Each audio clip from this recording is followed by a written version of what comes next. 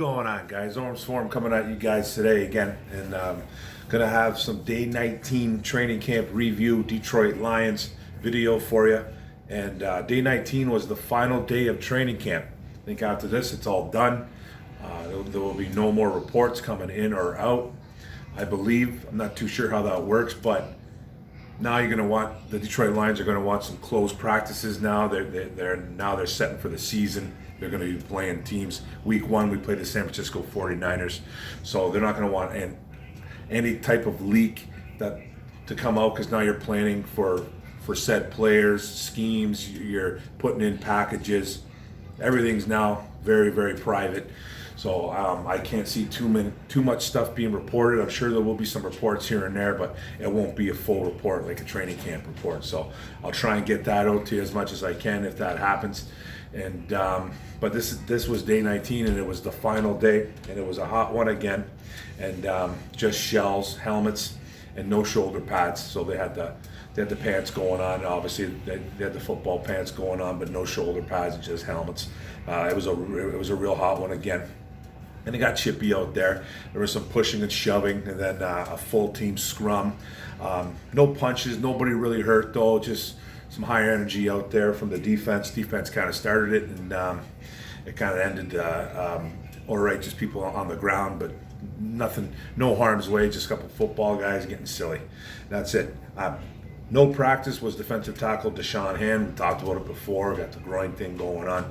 Wide receiver Tyrell Williams had a groin thing going on. He's supposed to return next week, according to Dan Campbell, the head coach. So that's good. They're going to keep him safe and keep him healthy. Cornerback Jeff Okudah wasn't out there again. Workload management, they're saying. So hopefully he's not banged up, because we need him healthy too as well. Okudah did go through some walkthroughs and stretches, but then he went into the locker room afterwards and never really was seen again. Return to practice, defensive tackle Michael Brockers did come back to practice, which is really solid. Finally, man, we get to see the vet coming here. And he participated in some team drills. Didn't really do a lot. He didn't get a full day's worth in, so I think that he's still not 100%. His week 1 status could be still up in the air. We don't really know. He was obviously limited, so there's rumblings that he might not be available week 1, but I guess time will tell. We've still got a few weeks to go for that, or a couple weeks to go for that, so we'll see what happens there. Swift was a full participant again on day 19, which is really good to hear. Good sign that his groin is healing. Deuce Staley, the running back coach, did voice some concern about Swift's availability for week 1, kind of echoing the head coach, Dan Campbell, kind of saying the same thing. They're just worried about his reps. They're worried about the groin. They just want to make sure that he can participate in full bore practices, like back to back to back to back. Like, they want to see him go back to back to back to back. They don't want a Swift to come out there and practice 1 week, or practice 1 day, then the next day do half a day, and then practice 2 days in a row, and then miss a full day. Like, they want to see him consistent. They want to see him consistent. They want to see reps. They want to see him out there. So the more he practices, the more we're going to see him on week 1. We just need to keep seeing him. And he's been out there 2 days in a row for full. No ailments. Nothing happening with his groin. His groin seems good. So that's a plus. So that's 2 days. Now we need to see another day, and then we need to see another day. Well, we got our last preseason game coming up, so you're not really going to see him practice tomorrow, because they're playing tomorrow. But I don't really know if he's playing tomorrow. I didn't hear too much about that. I'm going to guess he's not going to play tomorrow, because I don't think he's 100%. So, but he has gone back to back, which is a bonus. Maybe he'll play, maybe not. I'm not too sure. I just did not hear. And then there was a scrum happen. DB coach Aubrey Pleasant kind of started it, man. He lost it on his players, on his secondary guys, about the lack of energy that was going on during the practice. And then later on, the offense was going around 80% speed. They weren't going at it full bore. Then the secondary kind of took advantage and started knocking down passes, getting into people's faces, just getting fired up. And then the offense kind of took exception to it. It all started off with Matt Nelson kind of gave a shove to new outside linebacker Rashad Berry. Nothing really happened there.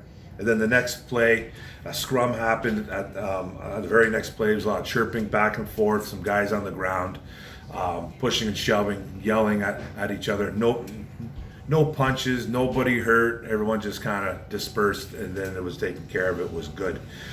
Anthony Lynn, the offensive coordinator for Detroit Lions, loved the energy by the defense. Said that when the defense brings that kind of energy, we need to match that intensity, and they didn't match it at that time. So he has nothing but respect over there for the defensive coaches. He said he loved the way it happened. They just need to be in sync. When one side's going, the other side isn't going. That's when guys do get hurt, though. That's when guys get hurt, and that's when problems kind of happen. You know, one's going 60 to 80% or whatever it is, and the other team's going 100%. Players get hurt. People take exception to stuff going on, like making a play. You're like, hey man, I wasn't going at 100%, man. You don't need to get in my face. That's how it probably happened. I played the game. I've been involved in them. So that's what probably happened, and then just a little fight happened. So nothing out of the ordinary. It started at training camp with a fight, and it ended with a fight. So hey, let's keep it consistent. So that's all right. And then they did some red zone segments out there. They did 8 plays from around the 7-yard lines, from 7 yard out. 5 touchdowns total out of 8, so that's a really good ratio right there. One was a back shoulder throw to Swift, beating linebacker Alex Anzalone from Jared Goff. That was nice right there. Khalif Raymond had a touchdown on a nice crossing route. Then Jalen Reeves-Maybin was on a blitz. Goff read it all the way, handed the ball off to Swift. Swift took it. Nice little 7-yard scamper for a score. So Swift out there making touchdown plays. That's awesome. Good to hear. Then Hawk was double teamed on a play by Will Harris and Jalen Reeves-Maybin. Hawk juked them both out of their shoes, and Goff found him for an easy touchdown. Another touchdown. So, and then there was an out route by Swift, beating linebacker Anthony Pittman, who was too far behind him. He just couldn't catch him, and then there's a nice touchdown catch by Swift. So 5 touchdowns out of a total of 8 plays. I'll take that all day. Jalen Reeves-Maybin did have a pick during that segment though, but the ball kind of bounced off Darren Fells' mask, bounced up in the air, fell in Maybin's hands. So Maybin did have a pick. Fells probably got to catch that ball. It wasn't a bad throw either, so it just bounced right off his face mask, I guess.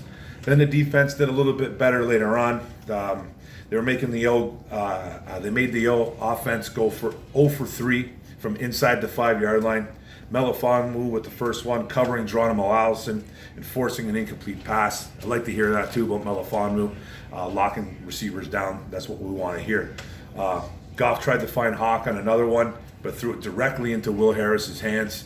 Will Harris dropped the pass though. It should have been an easy pick. Will Harris has got to catch that ball. At least he knocked it down, but you got to make the catch, bro. Got to make the catch. And then another one was Tracy Walker, our safety, blitzed and forced a quick throw by Jared Goff. There was a good touch on the ball, but Cephas couldn't come down with it. He couldn't reach to get it. So it was a good segment for the defense on that one. At least they made up for their blunders earlier in the practice. Then Cephas did have a touchdown earlier in that segment with the number 2s thrown by David Blau. Blau throwing the ball between 2 defenders. It was a nice throw and catch. Showing a lot of confidence in David Blau throwing between 2 defenders. That's good to see in here. The kicking battle still kind of continues. It's back and forth a little bit.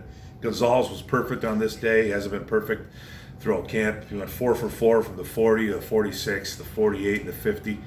Banging them all through, and then Bullock missed back-to-back 46-yarders, but made the other 3 kicks. So we're going to miss the likes of Prater, guys like Jason Hanson. Obviously, we don't have those type of guys here anymore. I don't know what's going on with this kicking battle. I still think it's Randy Bullock's, but it's going to be different. It's going to be different. Then Goff did make a ridiculous throw to Khalif Raymond. Good velocity. That just landed over Melifonwu's hands. Apparently, it was one of the best throws by Jared Goff in camp so far. Got everybody all excited and fired up. It was a gorgeous throw. Something we need to see more of and hear more of. AJ Parker still out here making plays. Jumped a route from Tom Kennedy. That would have been a pick six. Grabbed it, was gone. Tim Boyle being the quarterback on that one. So AJ Parker out here making plays. I think he's going to make the 53. Oruwariye with the pass breakup, an interception, and a forced fumble. Knocking the ball out of St. Brown's hands. Mike Ford made a really nice play on Bolden. It was either a pass breakup or a forced fumble. All depends on who you ask. Ford was saying that it was it was the forced fumble, and Bolden said it was the pass breakup, I guess. So this is something right now that Bolden doesn't really need. He doesn't need to be dropping balls or getting the ball stripped out of his hands. He needs to really secure that football in his hands, or he's going to be gone. I think he's going to get cut anyway, so it's just a matter of time for him. And good for Oruwariye. I guess he's really locking in right now in that secondary. He's guaranteed that number 2 right now, and it looks like no one's taking it away from him. And he's just really setting into the scheme. So that's good that he's fitting in there.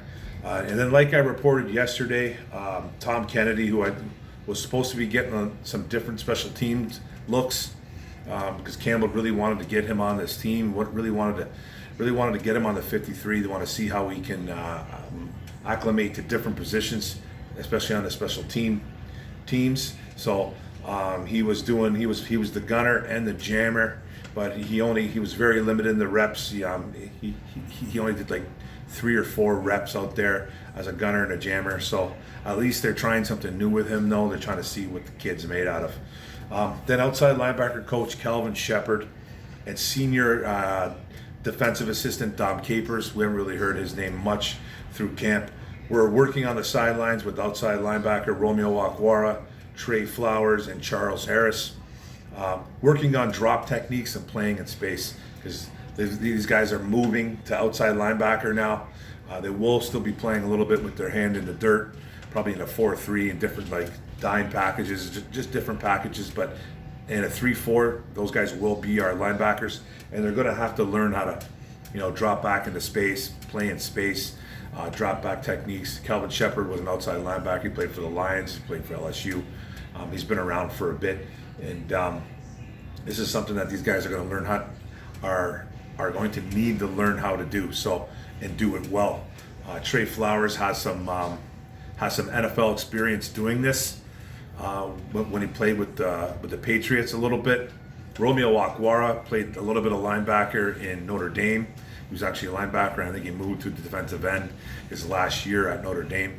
So those guys got some experience. Charles Harris played up when he was at Missouri, but he's mainly been a defensive end with his hand in the dirt for most of his NFL young career, though, with the Dolphins and then the Falcons. So these guys are going to have to learn how to do it, and I guess they look good doing it. They didn't look out of place, so they're looking solid out there. So that's good to hear. Will Harris did make a nice play, though, on Hawkinson in the end zone. He went up real high to swat a ball that was going to Hawkinson. It looked like it was going to be a nice touchdown catch. But Harris, being an athlete, he is an athlete. Come up with plays like this every now and then. But I knocked the ball, nice pass deflect. So that's really nice that he's doing things like that. We need to hear more of that from Will Harris. Blau took most of the reps on day 19. So it's starting to look like, according to some beat writers, it's starting to look like David Blau has kind of won that backup job already. Now it's no guarantee. Chris Burke via Twitter has said that he thinks that Blau's going to get that's going to get most of the reps on tomorrow night's football game.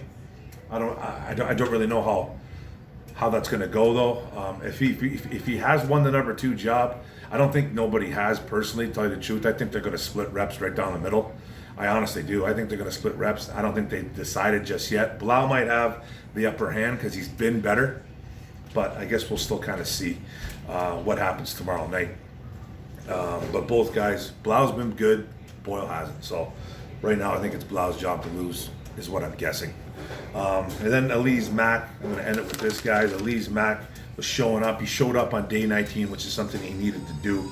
Threw a touchdown from Blau to the back corner. It was a really nice touchdown throw and catch, and worked Derek Barnes, the rookie, on a route. He got himself open. Nice catch, nice touchdown catch. Tight end 3 battle still ensues. It's either Elise Mack or it's Brock Wright. I know Brock Wright kind of limped off the field yesterday. Didn't hear too much about him making any noise on day 19, but I'm sure he's okay to go out there and play tomorrow. The tight end 3 position I don't think has been locked up. There's rumors that they might be. I've heard a rumor though via Twitter that there might be. They might be in the process of looking for another tight end to be that number 3. So who knows what's going to go on with Mack and Wright. Both these guys could be gone. Who knows? But that's it, guys. That's the video. It was kind of a quick one. Don't forget to hit the subscribe button on the bottom right. Don't forget to hit the notification bell, get all my videos. And don't forget to like and comment. It's all about the likes and comments. Got a game coming up, final preseason game tomorrow night versus the Colts at Ford Field. Go Lions, let's go. Boom.